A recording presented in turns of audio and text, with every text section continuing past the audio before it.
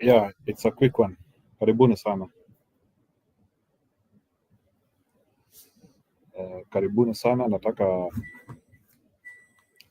we discuss a little bit what is happening. Na najua mtafurahia. Yeah, karibuni. I'm just waiting for you to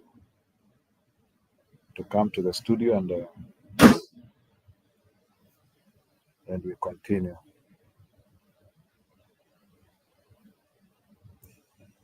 Yes. Leo tunaangalia vile Ruto amejimaliza. The way the guy cannot recover. Atafanya nini? I don't think Ruto can recover. And I think it is a very good advantage. It is putting us in a poor position.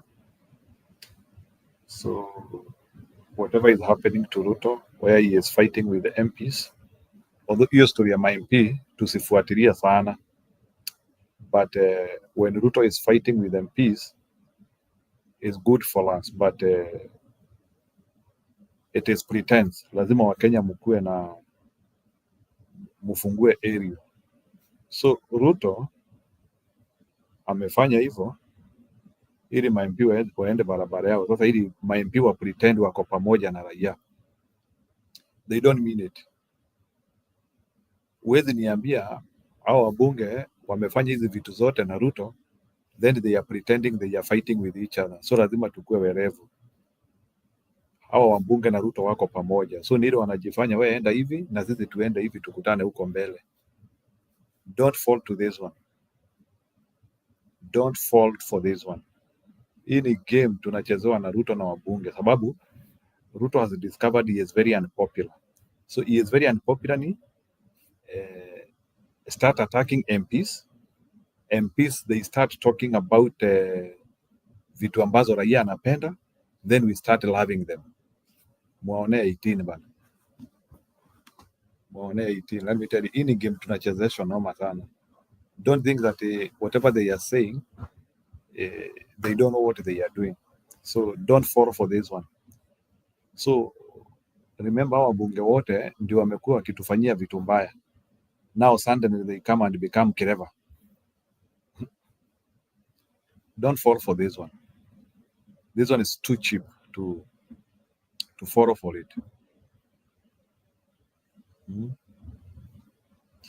This one is too cheap to fall for it.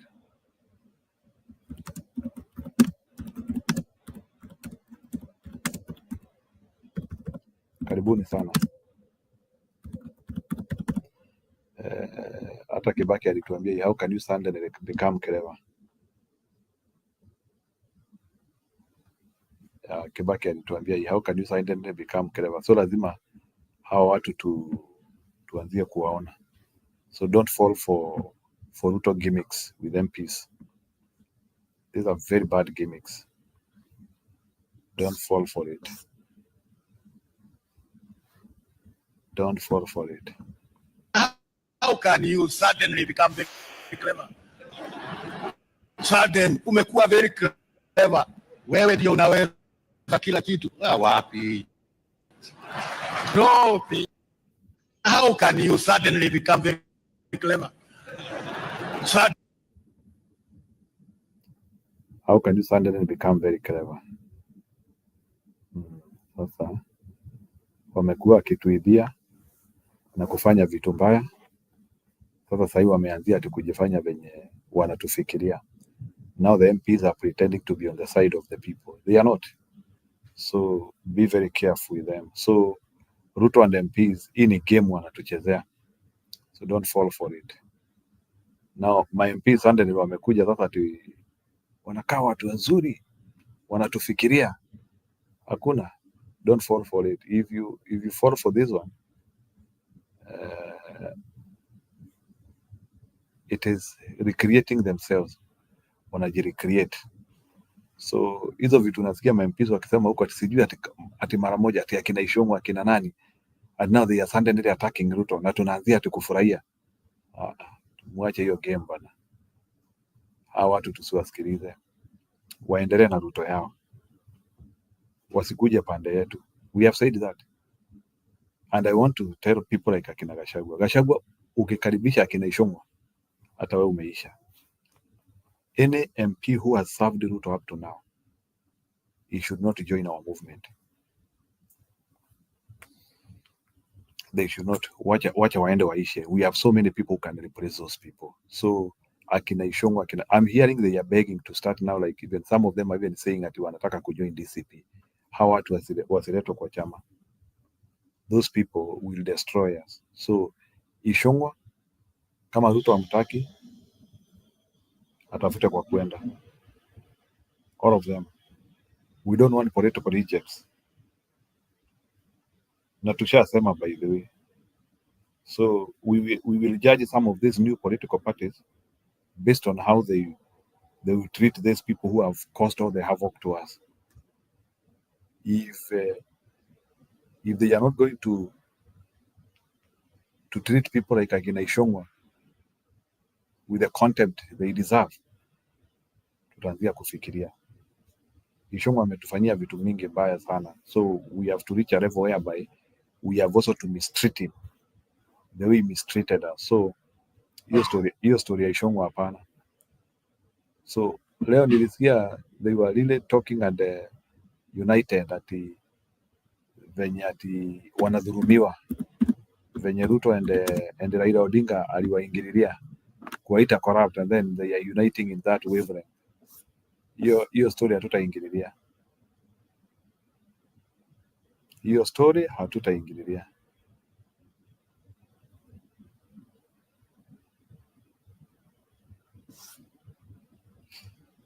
Hiyo hakuna kuingililia. So Ruto apambane na wabunge wake bana. They do not represent us. Na hiyo story tulimaliza. They don't represent us. Hao watu wako kivyao. They are on their own. The Kenyan parliament is on its own. Parliament iwezi kuja kuanzia kujifanya mzuri saa hii. Former Siaya Assembly clerk Felix Isaiah Orwell fatally shot dead by police. Why? Mbona wameua huyu jamaa?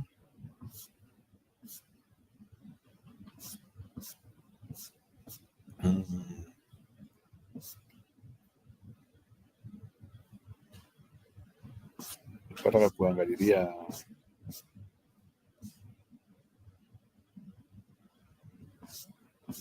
kuangalilia wale ambao wanaongea vitu tofauti, musikie.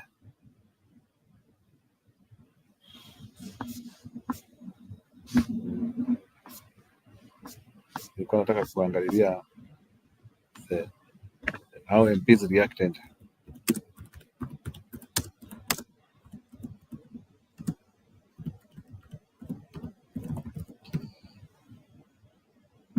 Let's see how they reacted. Kuna wanasema kuwe somewhat, hawa msifuate, msijaribu kufuata hawa wabunge. Hawa wabunge watawapoteza. Ruto ashajimaliza. By the way, Ruto cannot get a second term in Kenya. Hata afanye nini? It's 2025. Why am I still copy pasting actuals into Excel? I'm a CFO, not competing on. Members of Parliament now want President William Ruto to appear before them and provide evidence on allegations that they have been extorting money from those who appear before them. The legislators have called on House Speakers Moses Wetangula and Amason Kingi to summon the head of state, failure to which they will not hesitate to impeach the two speakers. Well, David Mudhoka begins this broadcast with the simmering fallout between President Ruto and the lawmakers. Barely 10 months after 280. Why can't they not impeach Ruto? So anasema they will impeach the two speakers. Why can't, if this, kama hii bunge iko serious, they have an opportunity to summon Ruto and impeach him. Why not impeach him? Wanapotelea huko kwa kina speaker. Huu ni ujinga bwana. Two members of parliament voted to impeach former Deputy President Rigathi Gachagua, surpassing the supermajority by over 50 votes in what was interpreted as parliament's overwhelming support for President William Ruto. The two arms of government are now at odds and teetering on the brink of a nasty fallout. The unlikely conflict comes after President William Ruto, on 3 occasions, alleged that members of the National Assembly and their Senate counterparts are corrupt, singling out the Senate as the hotbed of extortion. Let the president come before a committee of parliament. Let him repeat the things he has been saying in public rallies, the things he has been saying in other places. Let him bring that evidence so that it is processed in accordance with the law. The senators called on Speakers Moses Wetangula and Amason Kingi to invoke Article 125 of the Kenyan Constitution and summon the president, while urging Ruto to honor the summon. If you know these people, do not be mourning and crying like every other common person. As a consumer of raw intelligence and as a person who can direct the DCI to carry out investigations, please, Kenyans want action. We have had enough talk. Should the president snap the summon, the senators have threatened to show the two speakers the door. They should defend the institution and call out the hypocrites who are pointing fingers at parliament, and yet we know they are the originators of corruption in this country. They might become the casualties of what is happening, and they will go before we go. In his accusations, President Ruto had also claimed that a certain National Assembly committee had demanded 10 million shillings from State House in order to pass the law against money laundering. While refuting the claims, the members of the National Assembly have thrown their weight behind their Senate counterparts' push for Ruto to be summoned. My suggestion, Mr. Speaker, authorize the Powers and Privileges Committee to summon the president, or if not the president, then the head of public service. As the minority leader, Mr. Speaker, we will defend Parliament to death. We will defend Parliament to the last breath, Mr. Speaker. It is not fair to condemn the House in its entirety, Honorable Speaker. We have young members like Honorable Njeri, Honorable Joseph, who just joined this House the other day, Honorable Speaker. We have older members like the Honorable Kainan, the father of the House, who has been here for a long time, and yourself, Honorable Speaker. When this House is condemned, you are condemned. I have given you an opportunity this afternoon. Waswahili wanasema muue mkala, lakini haki yake mpe. And by giving you haki yenu, you have exercised your right of reply in the matter. So I want to encourage us that let's now lower the anger, be the leaders that we are, and transact the business of the House in the manner we always do. It is a damned if you do, damned if you don't situation for both speakers of the bicameral parliament. For the next days, all eyes will be on them to see their next course of action. David Muthoka, NTV, Nairobi. Let's talk about why multifamily investing in 2025.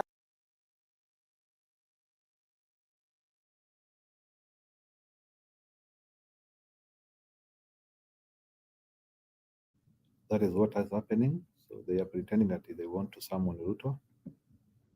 Na mambo ni hiyo. Hawatoboi. Mlituachilia mbele. So hebu niwekee Kimani Ichung'wah msikie ati vile anasema.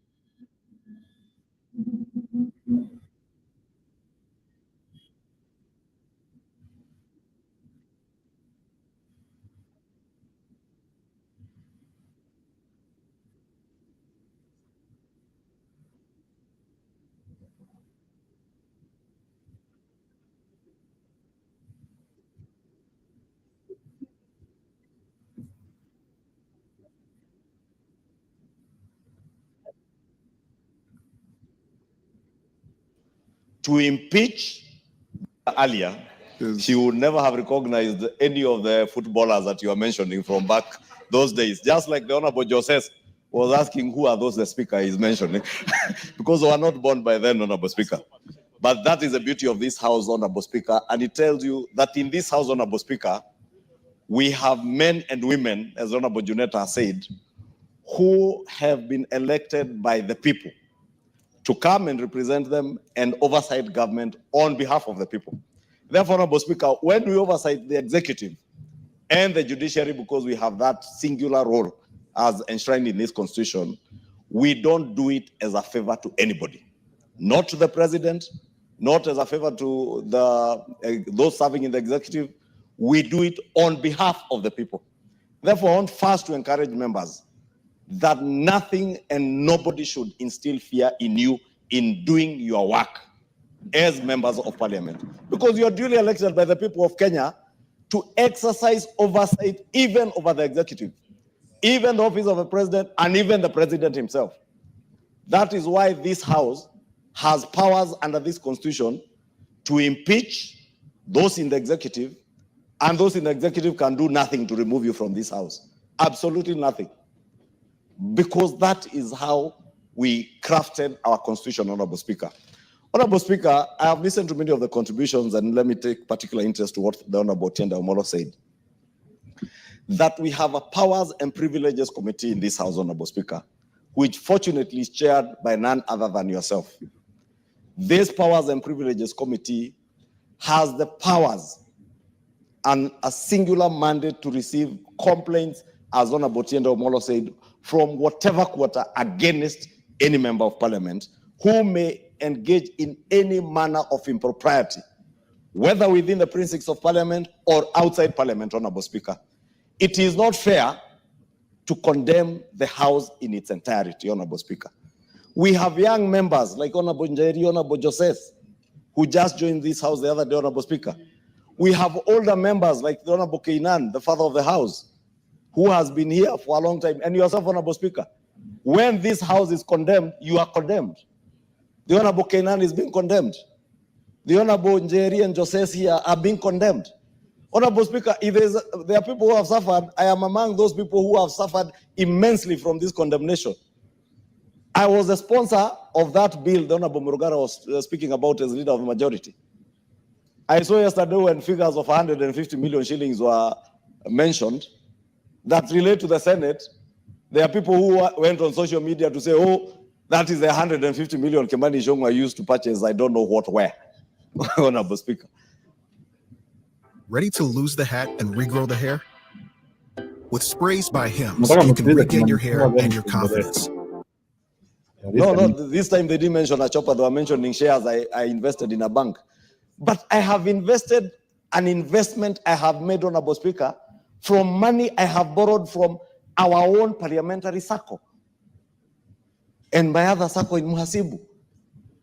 Fortunately, Honorable Speaker, when they banded those stories, thinking they are maligning me, the share price of NHIF has risen by 2 shillings. And therefore, that investment, by the very essence of their maligning stories, has gone up.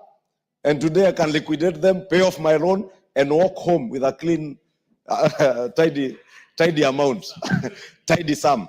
But you cannot vilify me for that. Nobody should vilify any member of parliament because they are members of parliament, Honorable Speaker. When we vilify one person in as strongly as we can, the integrity, not of even ourselves as individuals, but of the institution of parliament. Because this institution is there to oversight. And we cannot have...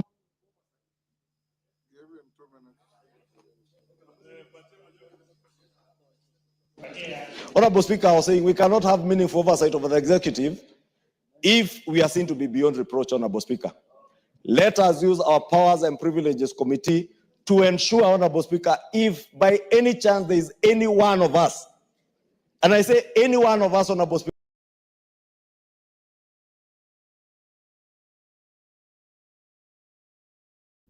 Yeah, wacha niwaoneshe hiyo verdict the way MPs have already discovered that they are very unpopular and they know that they are going to be voted out. That is the reason why even Ruto himself is fighting them. So, wacha niwaoneshe. They know they are very unpopular, so that's why they are doing it. On what the Honorable Murugara has said, I also want to associate myself fully with the statements that have been made by the Honorable Karoli Omondi.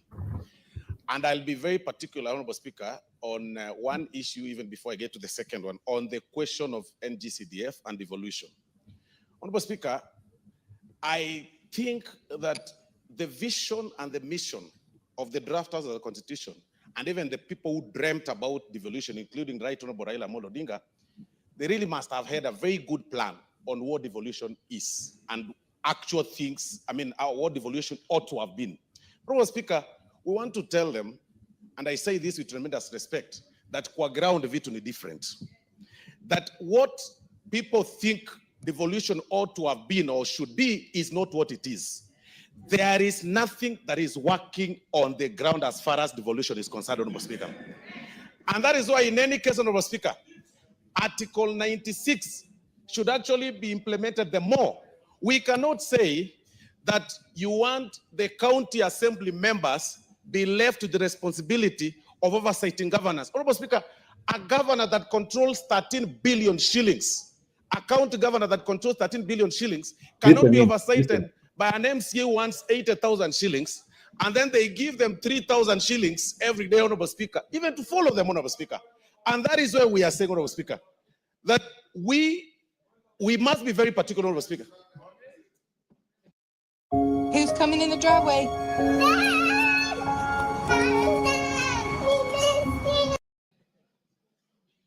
Mr. Speaker, the argument is about this house being declared corrupt. It's not about discussing devolution. The head of the state declared us corrupt. Well, how? Order, Sane. Honorable Sane.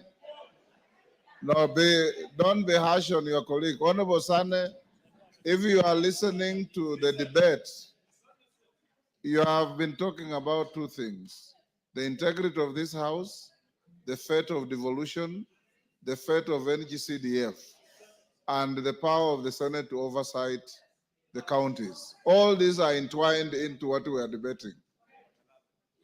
So, Honorable Speaker, as I was saying, this house, Honorable Speaker, has been under attack from every corner. We've been attacked, Honorable Speaker, by the members, some members of the judiciary. We've been attacked by the members of the public, sometimes being threatened, Honorable Speaker, to have our houses torched, Honorable Speaker. We want to, with tremendous respect, also tell His Excellency the President.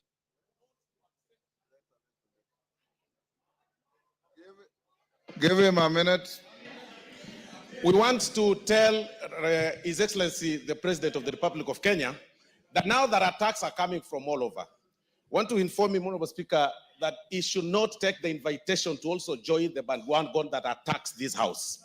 Because this house, if somebody claims that they brought money to a certain committee or to a particular chair, then especially on a bill that is actually sponsored by the AG from government, then that person should actually be arrested the more, because he is the one picking money from some public side and then to try and bribe the members of parliament, Honorable Speaker. Because this House, Honorable Speaker, has been under attack from every corner, and it should actually not be happening. Today, as we are speaking, Honorable Speaker, people are already complaining about KERA. They want the KERA funds to be reverted to the counties. They want NGCDF to go. But, Honorable Speaker, you will need a microscope to see what governors or county governments are doing, Honorable Speaker, because there is nothing that is being done, Honorable Speaker. Time up. Time up. Parashina. Thank you, Mr. Speaker. Thank you also for standing for, to be one of the leaders to be counted in this country for defending Parliament. Mr. Speaker, I only also need to comment on three things, or four: doctrine of separation of powers that we saw yesterday, and we need to remind the executive we don't work under their mercy. Number two is yesterday I witnessed executive, that's the president, lecturing members of parliament, trying to create intimidation. We want to tell him that we are not going to to go through intimidation. Here or outside, we will continue doing our duties without being coerced. We also need to remind the executive through the president and Mr. Raila that he should respect parliament every time. He is leading executive, judiciary should be respected, and parliament should be respected. Suggestions that Mr. Speaker came, which also brought yesterday, is about us in the committee. They alluded that when we summon state agencies or even PSs or ministers, they say that we keep asking for them, asking them for money. Then the question is, how are we going to do our oversight role? If at all, they are saying that we are looking for money. It is our duty to do our oversight role, and I can tell them it is no longer going to be business as usual. And the last one is an independent investigation. If possible, let the president or this house establish an independent investigation where the executive can submit evidence where this house has been involved in corruption, but we cannot allow it. Like saying a pot, how can a pot say that the pan is black? It is not possible. Thank you, Mr. Speaker. Jen Kagiri.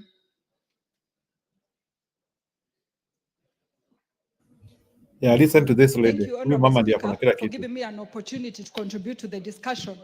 Honorable Speaker, my English teacher always told us, before you skin a dog, you give it a bad name.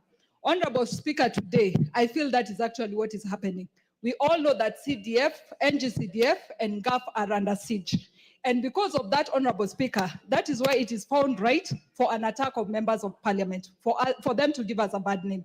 Honorable Speaker, I would just want to remind this Honorable House, and inclusive of anybody who contests for a position, that is including the presidency, that it is based on performance that we get re-elected. And even for the presidency, should be well noted that the performance of NGCDF, the performance of NGAF will also count for their performance at the end of the 5 years. So, Honorable Speaker, we need NGCDF respected, we need NGAF respected, and Honorable Speaker, let it go on record that members of parliament make decisions based on their own minds and based on what they want to do for their people. So nobody is here to be helped to decide based on the money that they receive. We make decisions because we want the best for our people, Honorable Speaker. Thank you. Imagine being able to build anything just by thinking about it.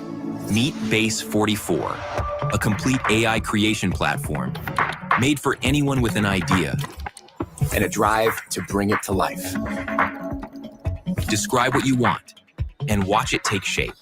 You can customize, and expand in any direction. Daud. Thank you, Mr. Speaker. That was very important. Mr. Speaker, let me also declare that I'm a member of. Acha niwaonee ingine. Sasa hivi wanajaribu kukana sana venye hawajakula pesa. Anyway, Kenyan parliament is useless.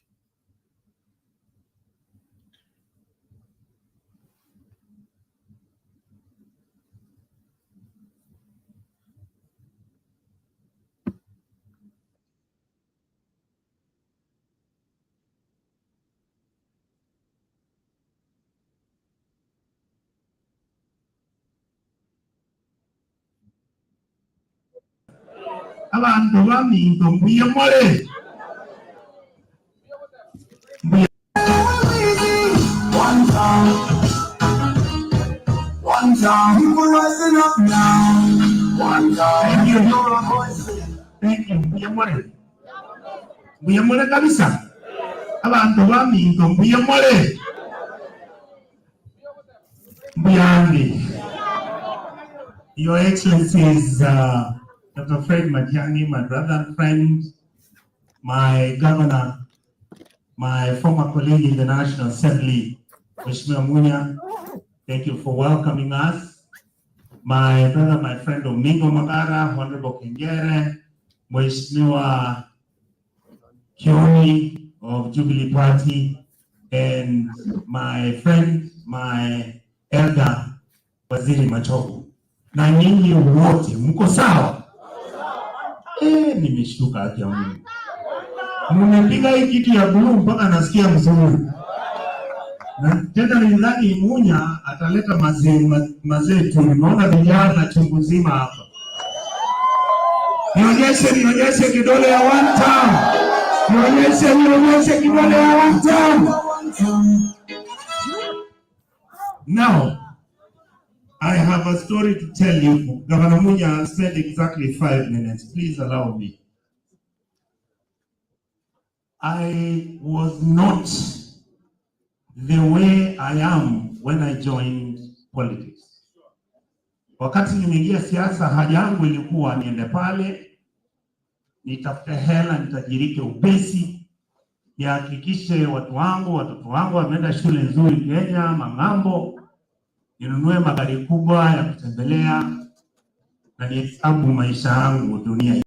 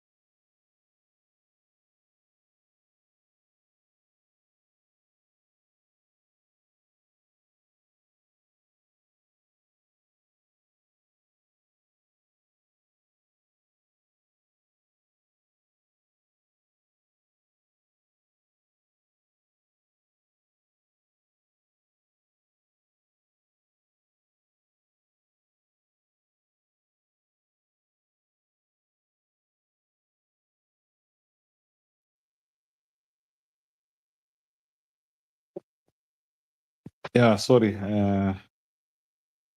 The computer which I was streaming with, imepotea, but that was Onyonka who was talking. Yeah, I think we can meet tomorrow. I wanted to show that, but ile mambo inaendelea ni kwamba Ruto amejimaliza. So without even listening to what MPs are saying, I don't think he has future. Nimeshukuru. I wanted to a little bit show you what is happening. Yeah, tomorrow I will start off early. Thank you. Bye.